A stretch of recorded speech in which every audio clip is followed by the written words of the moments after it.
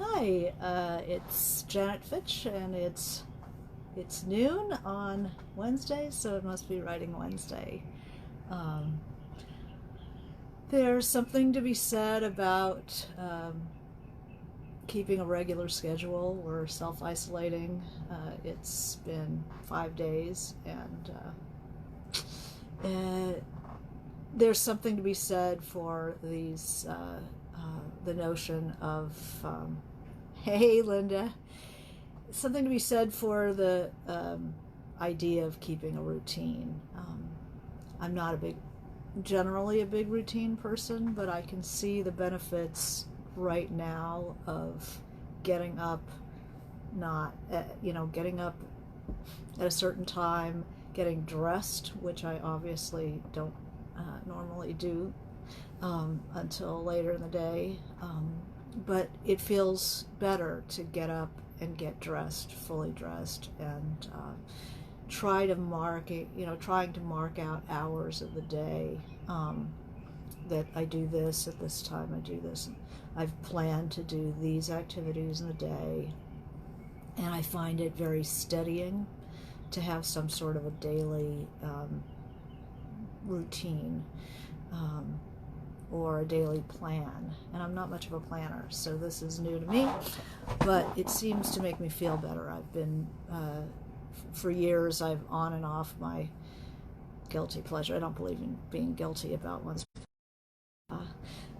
is this there's a site where it's one of those why the French do everything better than we do sites, and here a shout out to my friends in France if there are any. It helps, that discipline, that little extra discipline helps. And one of this blogger, the Daily Connoisseur, is that always be presentable, and especially at home, always be presentable. What? Who's going to see me? But when there's something you're going to see, you're experiencing your life, and there is something about getting up and getting dressed in the morning that has been very helpful. It's been, I don't know, I'm not a calm person. I mean, I try to appear calm when I'm teaching and stuff, but my essential nature is much more ups and downs, and I feel things incredibly strongly. When I'm happy, I'm really happy, and when I'm not, I'm really not. And it's been a very anxious time, and how to deal with that. We're not just talking about writing now, we're talking about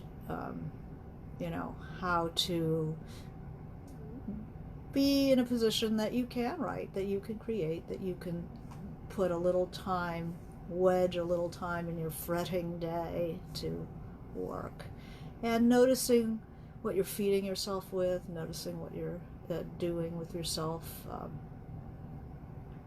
The self-isolation has been really interesting. I've not cooked so much in my life.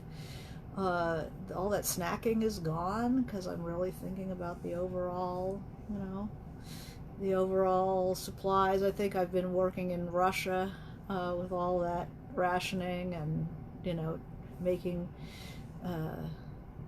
everything count. That book has really affected me, and I'm thinking a lot of Marina. There's a lot of there's a cholera epidemic in the first book. There's all kinds of rationing in the second book. And people have had to do this forever, so it's bringing out abilities that I had forgotten that I could do. But let's talk about writing. Sometimes when big things happen like this, what you're writing doesn't seem very important. And then how are you dealing with that?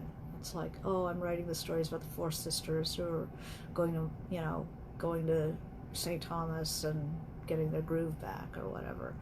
And suddenly I don't really care about these sisters.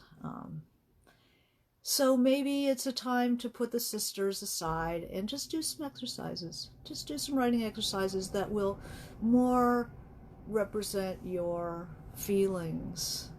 It doesn't have to be about what's going on. It doesn't have to be about the health crisis.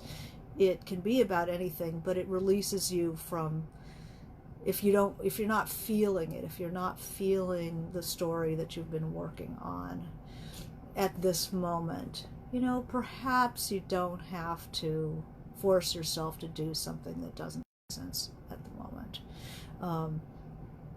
Taking notes on your feelings, some people find that incredibly helpful, and some people find that just exacerbates the problem. Everybody feels differently about these things. Some people feel that recounting trauma is therapy, and some people feel that it's just making it worse. So it's a very personal decision, but you'll be able to use it if you can take notes for your notebooks of what it feels like at 10 in the morning, self-isolating, day 5. What does it feel like 3 in the morning worrying about your fragile loved ones, and that feels different. And what does it feel like in the body? What does it feel, where do you go with it? And then what does rationality say? What does your reason say? And then what does the panic say?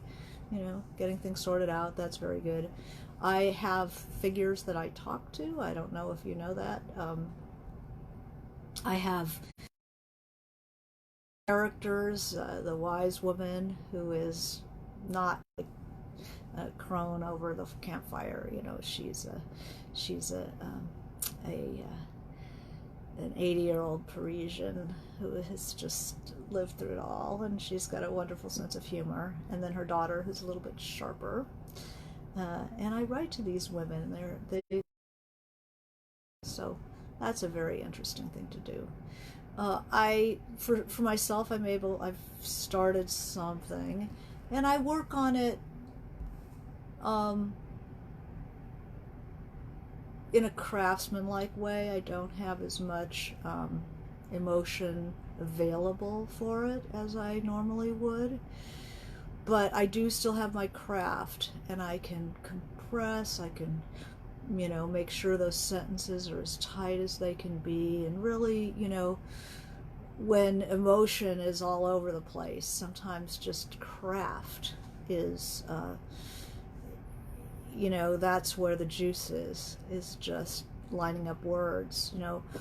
We've talked before, that if people are writing about what they're experiencing right now, the shorter the form, the easier it is to deal with something immediate and heavy duty. A poets react more quickly than fiction writers. If you've ever had a yearning to write poetry, it's a really good time for it, because you write about one little thing, one image, one thing that you've noticed. You don't have to try to describe the world or come to terms of how this is going to play out. We're writing about not knowing what the hell is going on.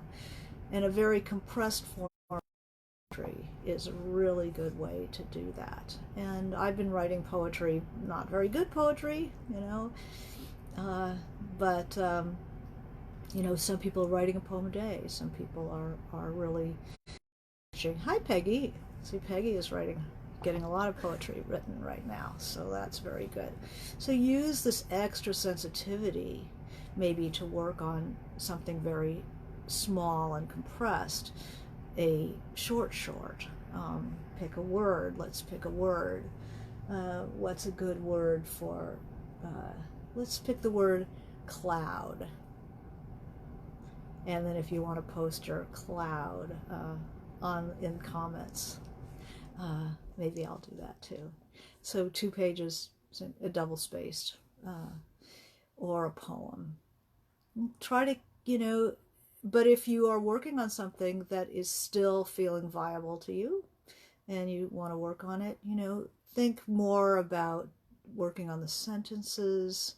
Have I picked good verbs? Is it compressed enough? And sometimes just being able to focus on something smaller, like a smaller unit, like a paragraph or a sentence, is more engaging than trying to write a chapter. You know, let the chapter come as it will. Work on this scene, work on that bit of dialogue, you know, see how small you can get right now is very helpful. Let's see, a couple of things talking about this right now. There is a poem that I put up on my Facebook page, and I believe maybe on my author page, that was really beautiful, called Pandemic by Lynne Unger. And she sort of thought about pandemic this way. She says, what if you thought of it as the Jews consider the Sabbath, the most sacred of times? Cease from travel, cease from buying and selling, give it up just for now on trying to make the world different than it is. Sing, pray, touch only those to whom you commit your life. Center down. That's beautiful. And when your body has become still, reach out with your heart, knowing that we are connected in ways that are terrifying and beautiful. You could hardly deny it now. Know that our lives are in one another's hands. Surely that has come clear. Do not reach out your hands. Reach out your heart. Reach out your words. Reach out all the tendrils of compassion that move invisibly where we cannot touch. Promise this world your love, for better or for worse, in sickness and in health, so long as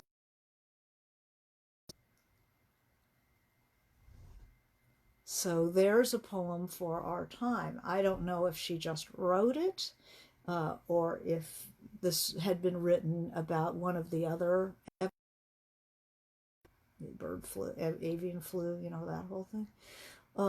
But the idea of making this a sacred time, making this different, not just how can I get through this, watch Mad Men, you know, all 10 seasons, or I mean, we're all doing that anyway, but you know, if we think of this more as a sacred time, as a very special time where we're more sensitive than we normally would be,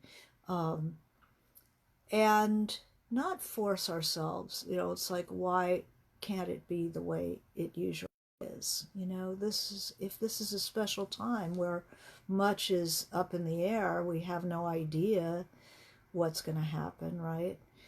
You know, how to make that then how moment. You know, I don't know about you, but you know, it's better to try to take in the beauty of the moment. And sometimes we can only do it in patches. Like I can get maybe a half an hour at a time of that before I go back into freak out mode, you know. But who is it helping for me to be in freak out mode? You know, who is it helping? What is it helping? Nobody and nothing, you know. So I'm really trying to hold that under control. You know, it's I'm finding I'm reading different things because there's a lot of insomnia going around. Big surprise. There's certain books really appeal to me more in this ultra sensitized space that I'm in. You know, I notice that there are normally just want to read. You know, just I love, you know, normally it's very dramatic stuff is what I like, you know, and lots of thunder and drama. I'm actually watching opera on the internet. The Met is streaming opera all week. Yay. But for my reading, I realize I do not want to read what I usually read. These really, you know, really dramatic books like I normally write. I mean, that's what I like. But in times like this, when I'm freaked out from morning till night with just patches of clear space to think, a lot of insomnia. There's certain books that I have started to read that I just have not been in the emotional space to read before, or usually. Only usually insomnia time that I want to read this stuff. I am the first book I have been trying to read for years, or not. Actually, I put it aside. It's the book that it's called The May Trees. I'm going to be putting these things up. Oh, I'll turn it around. We have time. So this is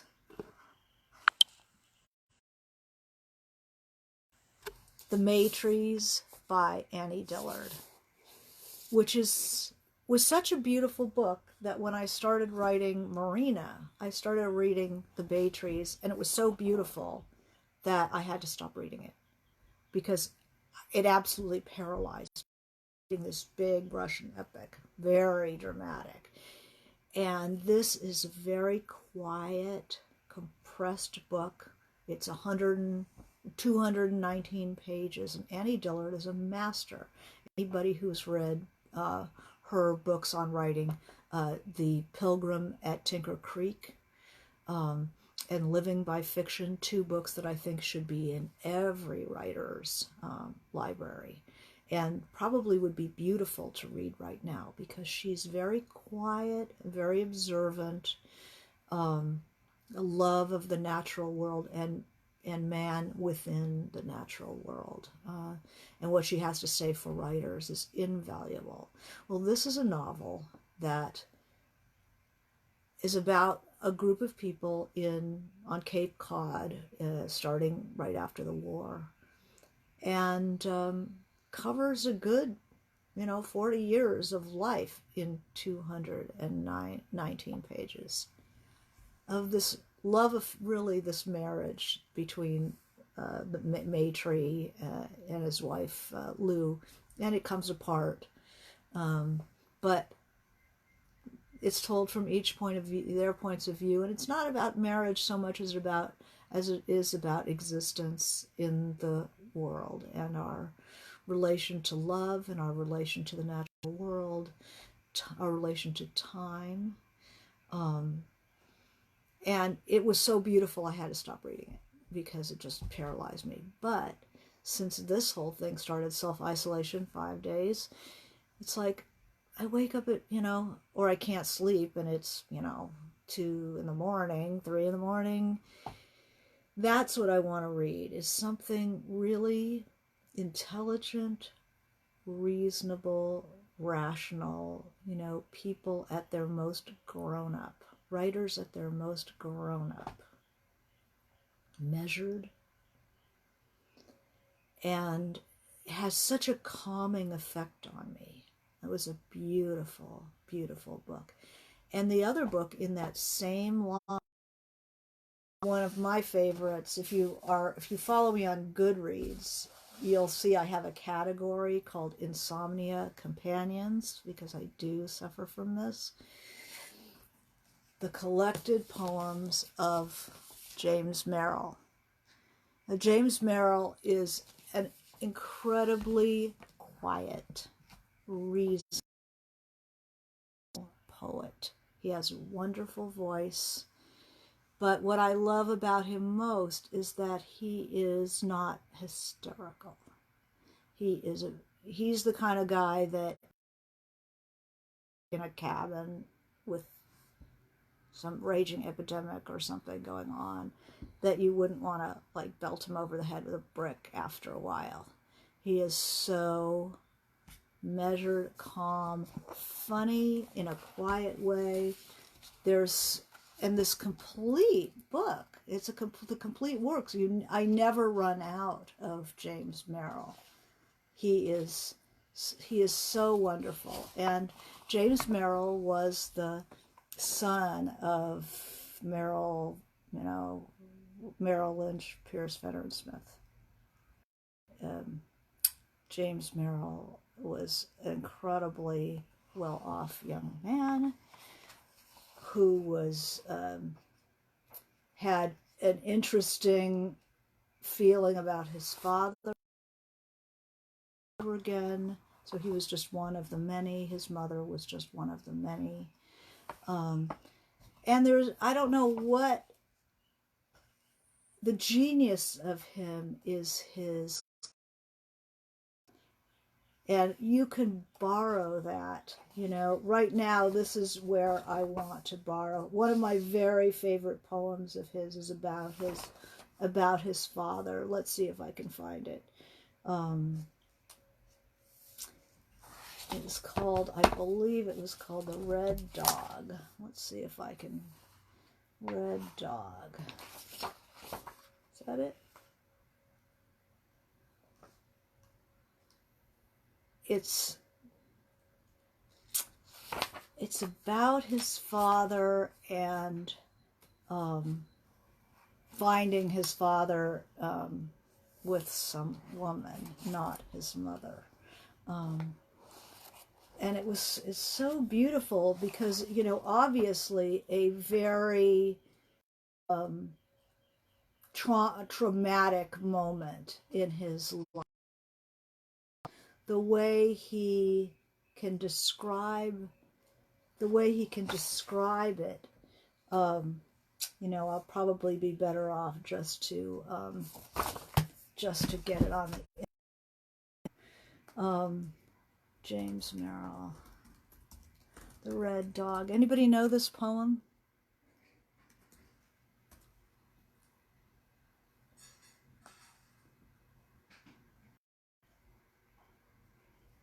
The Broken Home is what it's called. Okay. Thank you, Poetry Foundation. Now I can find it. Okay, The Broken Home. If anybody out there has not read Merrill, I at least get it, at least take a look at it on online. But get it if you can. 197. This is such a big, and you can always see it because Merrill's face is always smiling at me from the shelf. So this is The Broken Home. And listen to his tone, how calm and measured. Okay, crossing the street, I saw the parents and the child at their window, gleaming with evening's mild gold leaf. In a room on the floor below, sunless, cooler, a brimming saucer of wax, marbly and dim, I have lit what's left of my life.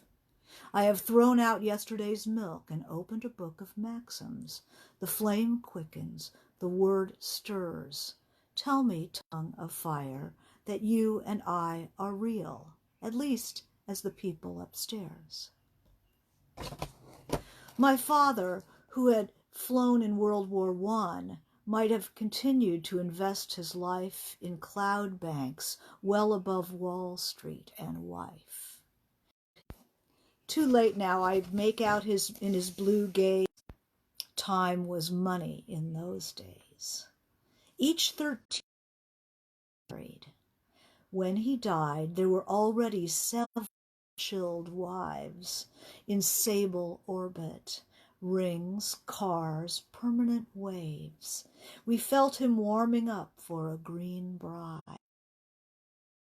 It, he was in his prime at 67, but money was not time.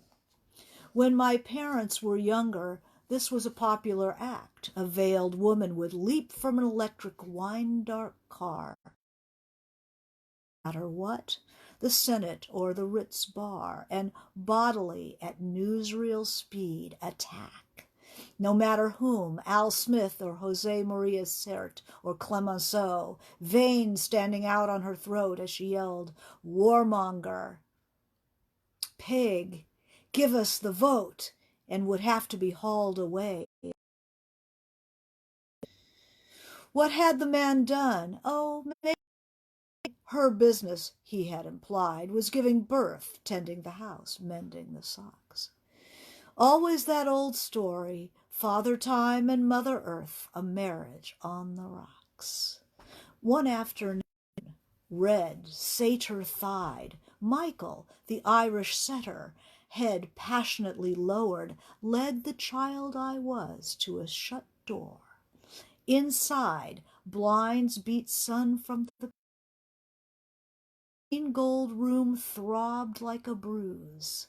Under a sheet, clad in taboos, lay whom we sought, her hair undone, outspread. And of a blackness found, if ever now, in old engravings where the acid, I must have needed to touch it. Or the whiteness, was she dead? Her eyes flew open, startled, strange and cold. The dog slumped to the floor. She reached for me. I fled. And on it goes about the broken home and finding this woman and her father and his father. But you hear the tone. It's so calm and reasonable and rational. And the way it opens is something we can certainly do in prose, which is he talks about things.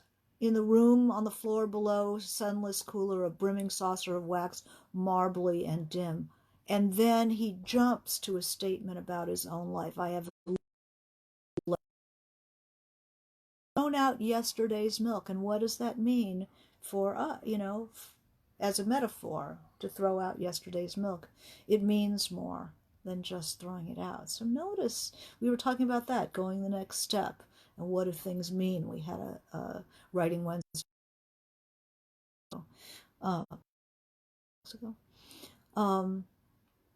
tell me, tongue of fire, that you and I are as real, at least, as the people upstairs. So he's saying, even though his father was towering over Wall Street and all that, he just wants to be as real as the people upstairs. So it's a very gentle eye, but it's not sentimental. He's not lying to anybody, but he takes a gentle approach, and what he wants is really pretty modest. He just wants to be like everybody else, sort of. So, looking for work that's grown up, that's rational, I find that super calming right now. So this is not the time I'm wanting to see the kind of histrionics that I usually love.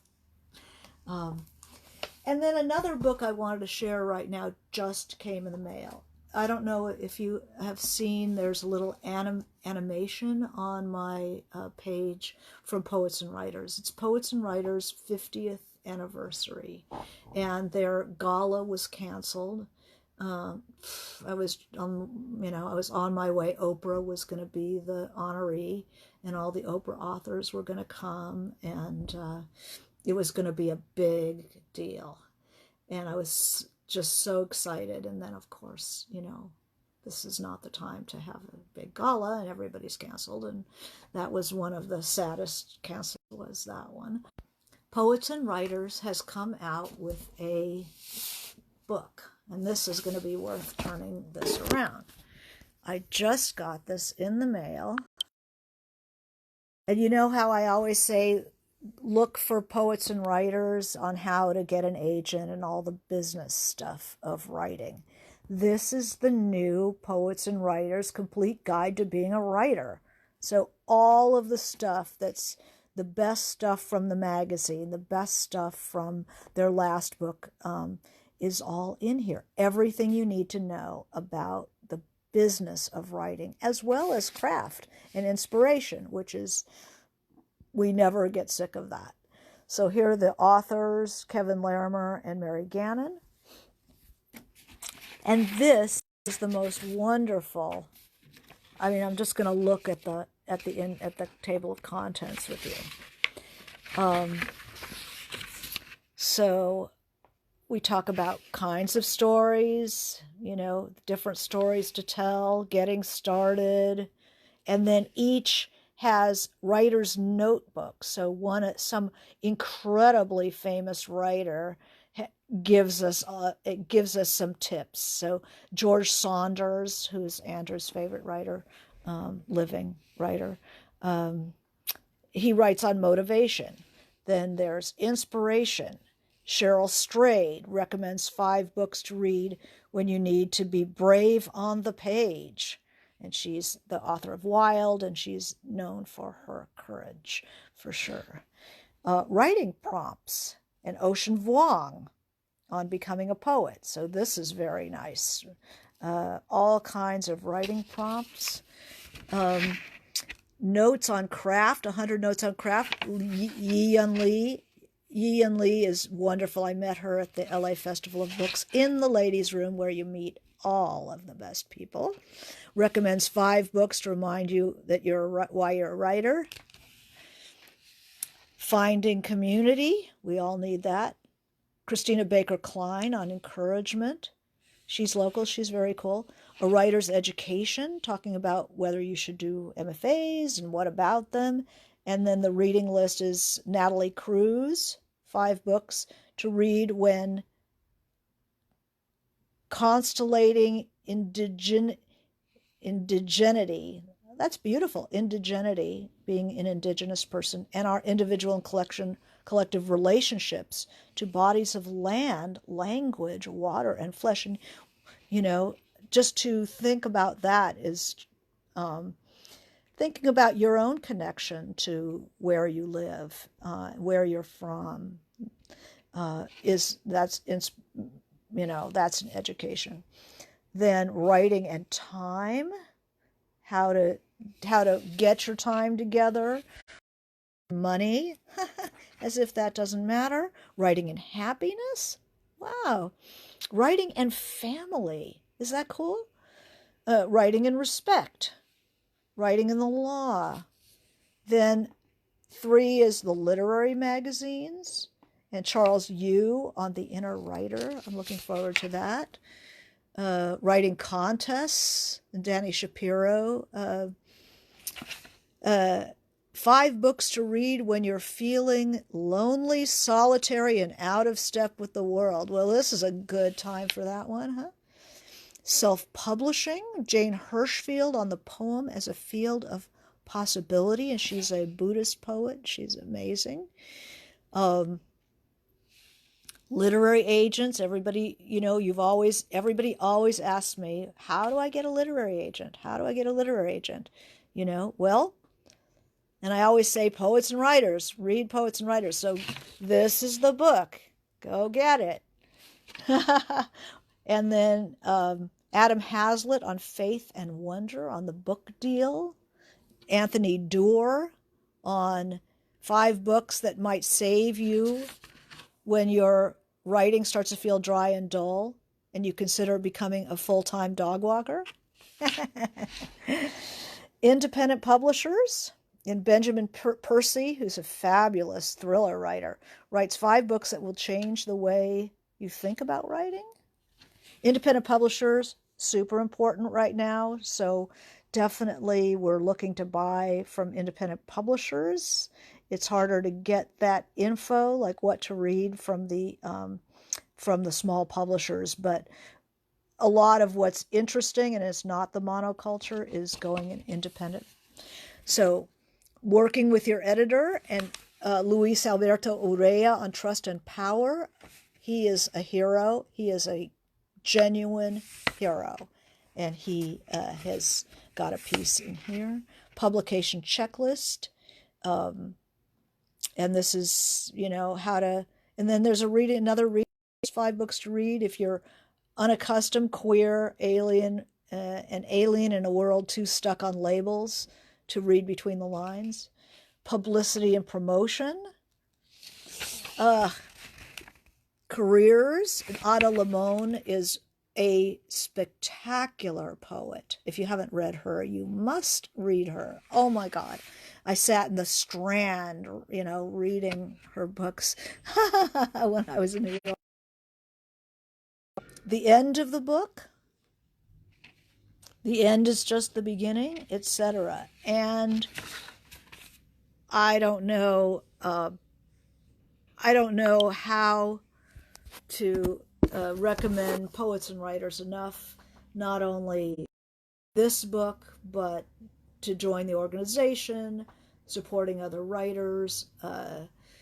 It made all the difference to me when I was a young writer and had no contact with the writing world at all. I was working as a typesetter, and I didn't know any writers. I had no idea how to scale, that a blank monolith. And I would get poets and writers, and it's like, oh yeah, oh yeah, oh man, and hating on the successful writers and the editors who, your puppy just ripped your big thesaurus, bummer. Yeah, so maybe think about how this time is changing your taste a little bit. See what your um, read things that help shore up the less panic stricken part of yourself. Um, get it, get things down. Oh, I'm so sorry. Miranda, the big thesaurus with the finger tabs, and her puppy just ripped it up. Well, they're cheap on, the old. Uh, you can get used copies online for cheap. abebooks.com. So, in a pinch. So I hope that in a beautiful way when you can clear the time to not be like at 90, 90 out of 100 for freak factor. If you can get it down to like 30, like just the low scratch of branches on the window, and get a little writing done. So thank you very much for coming and sitting with me in the there are a lot of people who are offering all kinds of stuff online these days, and free dance lessons and free opera streaming and all kinds of things going out. So reach out to people and see if you can calm down enough to get some work done, even if it's just a detaching from, if your book seems flat right now, just detach a little bit, do some exercises, do something that feels right to you, and do a cloud, short or a poem, and share it in comments. All right, thanks. Bye.